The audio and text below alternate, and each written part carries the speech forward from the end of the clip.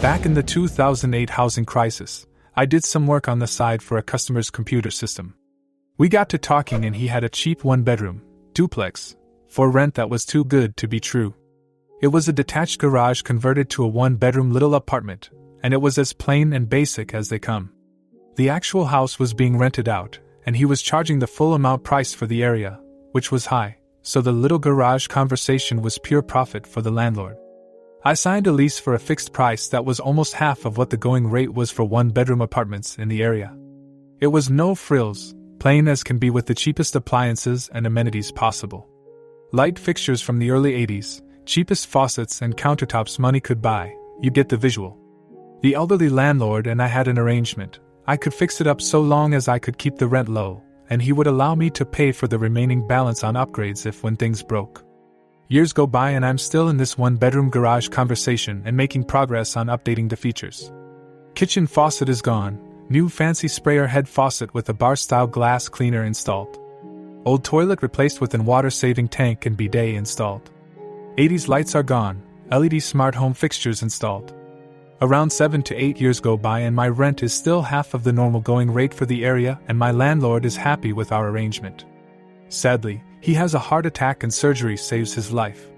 He is no longer able to maintain his active lifestyle and hands the reins of being a landlord to a property management company. This company is as shady and money-hungry as they come.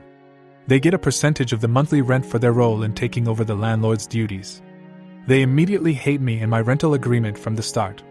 The month they take over, my rent goes up the maximum limit of 10% plus 5% the cost of living increase for 1 year. I'm not happy with this as this is a significant bump in my costs. I suck it up, but as a silent protest, I stopped making upgrades to the house that first year. The 12 months later exactly, I get a notification that my rent will increase another 10% plus 5% cost of living increase. This is yet another blow to my finances, but I can't really complain as my rent is still well below the average cost for the area. Another 12 months and another 10% plus 5% cost of living followed by another the following year. This whole time I had been saving a good portion of my paychecks as a down payment for a house, but these rent hikes were hurting my ability to set aside money for this purpose. My landlord was not happy with the property management company he hired but couldn't get out of his contract because they were doing maintenance and facility repairs like clockwork. 2020 hits and I had been in this place for 12 years by this point. My rent was still under the average for the area but not by much. Seeing as this was now just a crappy one-bedroom apartment, I was looking for houses to buy to get me out of this rent gouging arrangement I was in. Right at the peak of the 2020 event, a pipe burst in the kitchen and floods the floors, ruining the crappy cabinets, the carpets, and the furniture I had nearby. I had renter's insurance that covered most of the costs to what I had lost. Not the nicest furniture, but my couch was a total loss, my desk, entertainment center, and my speaker were severely damaged. In comes property management to assess the repairs and gut out the damaged wood and carpets. I offered to pay for the upgraded wood and countertops as well as request hardwood floors. Nope. They deny my requests. I offered to do the work myself as I'm fairly handy, again denied with an actual written letter stating him not to do any work or maintenance on the apartment. I contact my landlord who has his hands tied because this was the arrangement we had. I'm at a loss of what to do because this property management company is not setting me up with a temporary place to live. Doing all the work while I'm working from home to watch my possessions. There is a literal door-sized hole in my wall as they spend 2 weeks fixing all the damage. They throw out my upgraded faucet, which was undamaged and worked perfectly fine, the upgraded sink, the light fixtures, the tile work I had done, the bathroom faucet, which wasn't even part of the floor damage. They then removed an outlet originally part of the apartment to save on costs. I was pissed at them and complained via letters, via phone calls and talking to the maintenance supervisor. It took 2 full months to do all the repairs and at the end, they sent me a notice that my rent was going up due to some loophole in the neglect. The apartment was in and not reported. I was done with this bullshit and I pooled my resources, called in all the favors I could and found the house I wanted.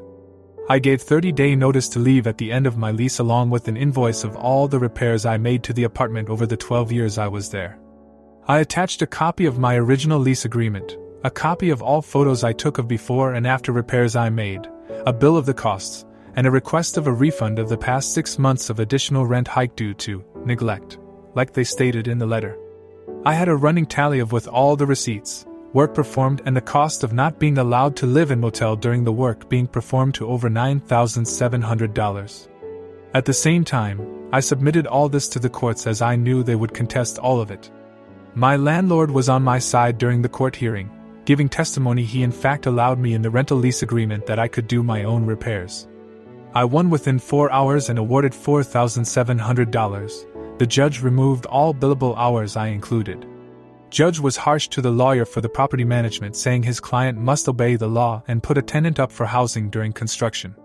Nearly 4 years later, I finally got my lump sum including penalties and late fees, which totaled up to $7,500. Sadly, my old landlord passed away and his properties passed to his son, who immediately fired the property management company sometime early last year.